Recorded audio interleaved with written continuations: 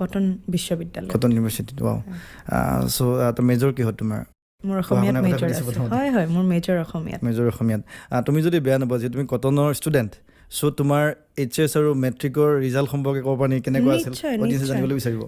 নিশ্চয় মই আপোনাৰ কি কয় ক্লাছ 10ত যেতিয়া আছিলোঁ তেতিয়া বাৰু বিভিন্ন ধৰণৰ ঘটনা হৈ গৈছে তেতিয়া মোৰ পাৰ্চেণ্টেজ আছিল আপোনাৰ 89 আৰু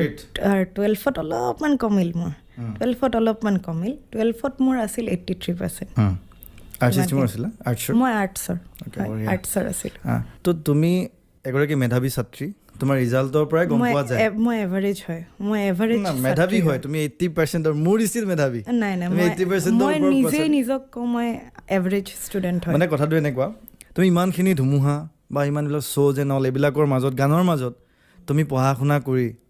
যে ইমানখিনি ৰিজাল্ট কৰিছা সেইটো ডেফিনেটলি বহুত এটা ভাল কথা আৰু সেইটোৱে বুজায় যে তুমি সঁচাকৈ মেধাৱী অ'কে যি নহওক তুমি বাৰু মানা নামানা